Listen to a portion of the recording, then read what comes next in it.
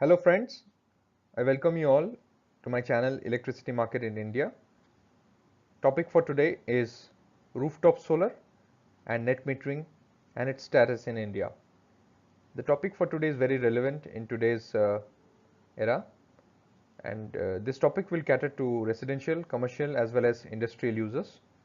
I hope you will like this video, and if you like, please subscribe to my channel and hit like, and you can comment for any kind of doubts, or you can connect with me with the contact number which I have given in the last slide. So let's start with this presentation. So as we see that Government of India has taken a very steep target of installing 40 gigawatt of solar rooftop power by the year 2022, and as of August 2018, around 2 gigawatt of solar rooftop has been installed and deployed in India. Majority of it has been in the industrial segment, 43%, followed by the commercial installations, which is around 21%. Residential is around 20%, and the public sector is around 16%, which includes the railways, government hospitals, government offices and all. If you see the rank wise status in the Indian states, Maharashtra is number 1 as far as rooftop solar installation is concerned, followed by Gujarat, Tamil Nadu, Karnataka, Rajasthan and Haryana.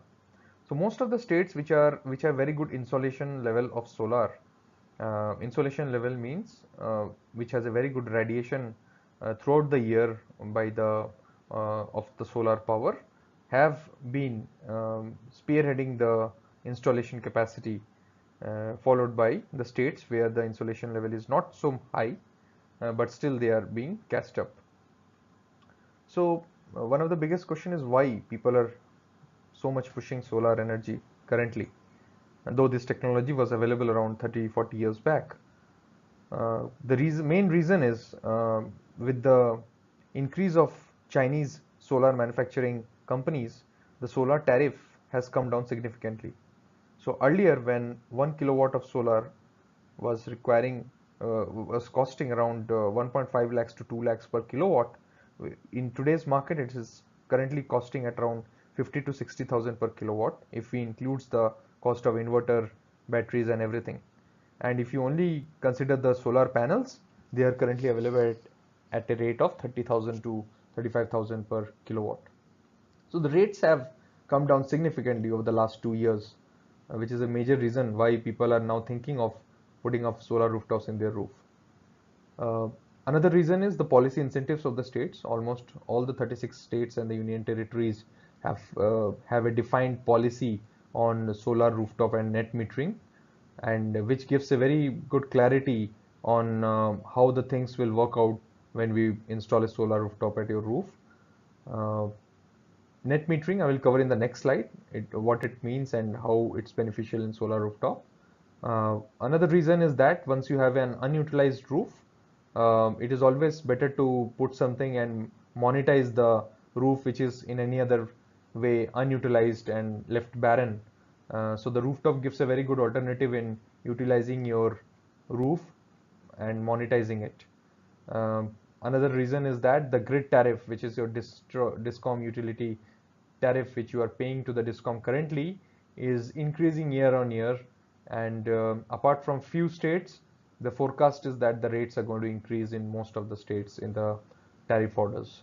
So all in all the good things are now behind the solar rooftop installations, and it is a booming sector right now, and that's why we see around 60 to 70 EPC developers are now in India which are catering to the services of solar installation and net metering. In this slide, we will explain what net metering is and how it is implemented in India in most of the states. So as we know that the solar rooftop works only when the sun is available. So in most of the states, our daytime solar is available from the morning 6 a.m. to evening 6 p.m.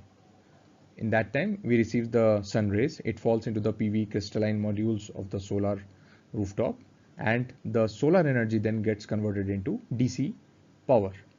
Now, most of the appliances in our home runs on AC power. So we need an inverter which is the device which converts the DC power into AC power. So with any solar installation, one of the prerequisite is you also have to need an inverter to be installed with that whole setup. So once your suppose your house consumption is 3.5 kilowatt at any given point of time in the morning, and your solar is generating 3 kilowatt, then you consume around 3 kilowatt from your solar, and the rest 0.5 kilowatt you get it from the grid.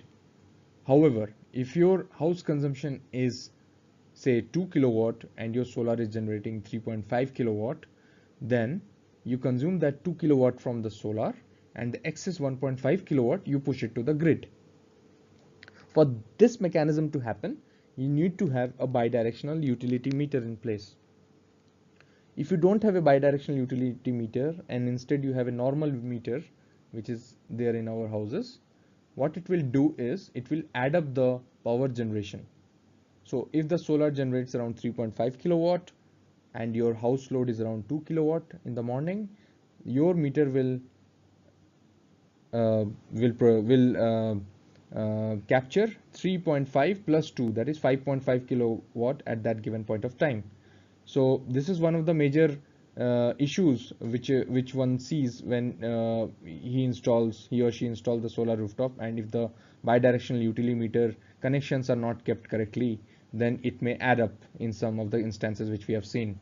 However, if everything is connected properly, what bidirectional utility meter does is, suppose your solar rooftop is generating 3 kilowatt and your house load is say 2 kilowatt, that 1 kilowatt excess will go into the grid, and it will automatically capture the differences, sum and minus, so that at the end of the billing cycle, the DISCOM adjusts your solar power properly without any issues or without any error.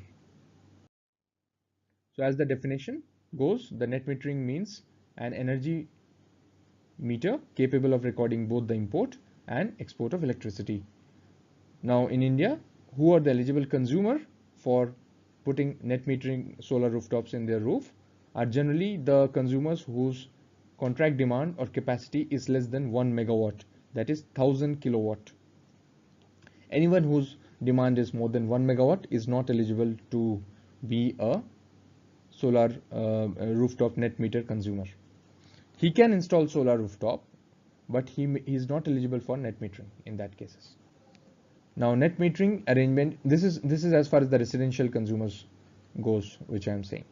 Now the net metering arrangement means an arrangement under which an RTS PV system with net meter installed at an eligible consumer's premises delivers surplus electricity, if any, to the distribution licensee after setting off the quantum of electricity supplied by such license during the applicable billing period. So this I already explained in the previous slide. Now basically there are two kinds of solar rooftops. One is off-grid, another is on-grid. As the name suggests, in the on-grid mechanism, you are connected with the grid from which you are actually consuming power. Now under the on-grid system, you need to install the net meter because many of the time your solar generation would be excess and you would be pushing the power into the grid, and you want it to adjust against your nighttime power consumption from the DISCOM. Now this also is into two kinds, standalone and hybrid. Now if you we will discuss standalone hybrid later on. So in the off-grid model, generally suppose you have a three-phase power system in your factory or commercial building, and your consumption in the daytime also, always your solar rooftop consumption is say suppose 3 kilowatt at any given time, and your building load is always around 10 kilowatt or 11 kilowatt. So it is not possible at any point of the time that your solar rooftop generation would be more than the building load. So there is no chance of pushing the electricity back into the grid. So in these cases, you don't need an on-grid system because there is no question of net metering in this case. You just need you are actually on an off-grid system, with the help of which in the morning time you are just reducing your load and your consumption from the DISCOM reduces on how much your solar rooftop generates. So this is the difference between the off-grid and the on-grid system. The both can be of two types. One is the standalone one and another is the hybrid. The standalone one, as the name suggests, is only the rooftop power which is available in conjunction with the discom power. However, in the hybrid system, you can integrate it with the diesel generator sets, batteries or micro wind turbines in series or in parallel, which may help you to reduce your electricity cost by a combination of this power. Also, if we classify the solar rooftop projects, they are basically of two types. One is the capex, another is the opex. The capex is the capital expenditure type, where in upfront you have to invest on the infrastructure, where you have to pay for the solar modules, the inverters, the batteries and the meters upfront, and you become the owner of the total system, and you are actually saving the electricity bill with the help of net meter. And you also receive payment from the discom for excess generation, and you also in some cases get the accelerated depreciation benefit, which is also called AD benefit. OPEX model, which in other terms is also known as RESCO model, which is renewable supply company model, is basically a zero investment by consumer. The consumer doesn't invest in the capex, which is sometimes a huge number. So suppose if you are investing at a 5 kilowatt project in a capex model, you have to upfront invest around 3 lakh rupees for the solar rooftop. But in OPEX model, you don't have to invest that much. You have to just pay an electricity tariff, like say 6 rupees per unit or 5 rupees per unit to the developer who is actually developing this on behalf of you with the loans from the bank. And you have a kind of power purchase agreement with the developer for say 10 years or 15 years. You pay them the electricity tariff, a fixed tariff. It can be a fixed tariff or it can be an incremental tariff with a fixed annual escalation of say 2% or 3%. The whole your roof as well as your asset is basically leased to the solar developer for that period of time in which you are consuming power and billing the developer. The benefit is that you save on to the electricity bill through the reduced tariff against the discom tariff. So suppose your residential discom tariff is around 7 rupees and your OPEX cost comes at around 5 rupees. So you are saving around 2 rupees per unit by going on with this model. My personal experience is that the capex model, though it is a bit costly on the upfront, the per unit basis, it gives more saving than the OPEX model. But for small residential consumers as well as the RWAs on the buildings, they generally go for the OPEX model because of the high investment cost involved in the capex one. So industries and the commercial buildings are going for the capex one most of the cases, and the residential ones are going for the OPEX one. So in this slide, we'll see what kind of net metering arrangements are currently available in India.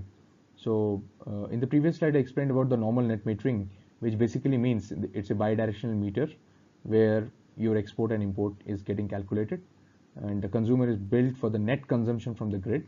Net consumption means if I'm consuming X power from the grid and I'm generating Y power through my solar rooftop, so I will be billed at X minus Y amount of the power. The excess solar generation could be compensated at the end of the metering period, which can be a monthly period, or it can be end of the financial year, or it can be half yearly in some cases. So to explain this, it is like I've taken 500 units as my constant demand throughout the year, where you can see that in the month of April my solar rooftop generated 352 units, so there was no excess generation. So the net 148 units I took it from the grid. Similarly, in the month of February I took excess 85 units from the grid, and in the month of March I took 246 units from the grid. However, in the other months my solar rooftop generated more than what is my demand, so I pushed 35 units, 222 units, 352 units similarly into the grid. So at the end of the financial year I will be billed on the sum of this number, which will be, if it is positive, I have to pay the excess amount to the utility, and if it is negative, it will be adjusted. So what happened in Nordic countries is you get paid for the excess amount in terms of money. You will be given the pounds or euros credited at your account, but in India it is not like that. It is generally get adjusted with your excess electricity bill, or it can get, if you are at negative, that if you have generated surplus, it will get carried to the next billing cycle unless it is squared off to a value of 0. Now we'll go through the next concept, which is called gross metering. So gross metering basically means, apart from net metering, is that you will have unidirectional meters, two unidirectional meters. So the first one will basically measure how much solar you are generating, and the second one will basically measure how much power you are taking it from the DISCOM. So the power which you are taking from the DISCOM is, suppose it is 500 unit. 500 unit you are taking from the DISCOM. You will be charged on this 500 unit by the DISCOM tariff. So if the DISCOM tariff is 6 rupees, you will be charged 3000 rupees on that. However, suppose your solar rooftop is generating 100 units a month, so you are pushing 100 units into the grid, you won't be given 100 into 6 rupees, that is 600 rupees benefit on your unit. However, your 100 unit would be charged at the APPC rate of the DISCOM, which is the power cost of the DISCOM, which is generally is in India for most of the states is around 3 rupees to 4 rupees. So you won't be given 600 rupees for your 100 units generation. You would be given only 300 rupees for your 100 unit generation. However, from the DISCOM bill, you are actually being charged at 6 rupees per unit. So this is basically not much beneficial for the user, and but many of the states have introduced the gross metering concept. And the third concept is the virtual net metering, where basically your rooftop is not in your roof, it is being kept in some other location, and you are actually charged net metering based on that location against your DISCOM bill, which this kind of example is also there in many cities, where if there is a common roof of big size, you put up 5 to 6 kilowatt solar rooftop there, and small 1 kilowatt 7-8 consumers can consume from that single roof. In case in flats you don't have the enough space for putting up solar rooftops, you can go for the virtual net metering process, where you can put up a big solar rooftop in some other roof, and you can build against that net meter against your own consumption of the utility bill. There is a bit complex than the normal gross meter and net meter, but this kind of practice is also there in some states in India. So coming to the last slide, there is some difference between open access and net meter. So a lot of time we get a query from the industrial and commercial consumers that if I put solar rooftop in my roof, would I be eligible for open access also? That means, can I take power from other utilities than my DISCOM? So the answer here is no. If you are availing the benefit of the net metering system from your state utility, you are not eligible for open access. You can choose either of them. So as I've compared both the regulations, that the net metering regulation on the left side and the open access regulation on the right side, you can see that the eligibility is also different. For eligibility of net meter, your sanctioned load has to be less than 1 megawatt. However, for open access, your contract demand has to be more than 1 megawatt. The billing in a net meter is not on 15-minute time lock. It is generally in the billing period is either monthly, half-yearly, or financially. It is being billed. However, in open access, the billing is done on a 15-minute time lock in a day. In case of net meter, your surplus power injection is purchased at average power purchase cost, which is the APPC rate at the end of the year. However, for open access, the conventional surplus power is not purchased by the distribution licensee. However, surplus injection of the RE source is being purchased at APPC at the end of the year, and it is limited to 10% of the rate. Also, in case of net metering, uh, banking of energy is not allowed. However, under open access, there is banking facility which is available for the RE source in time of the day slots. So hope I have clarified. I hope that I have clarified a lot of points in net meter and solar rooftops, and how it is different from open access in some cases. In case I would also like to say that all the states in India has different net metering policies. It is not possible for me to cover all the states in this presentation. However, if you have any specific query regarding any state in which what is the policy regarding residential, commercial, or rooftop residential, commercial, or industrial rooftop policies, you can comment in the box, or you can connect with me, and I can explain the state specific issues and state specific solution as per the regulation. Thank you for listening to my presentation today, and please give me a thumbs up if you like it, and subscribe to my channel for any new notification, and please comment if you have any doubt. Thank you.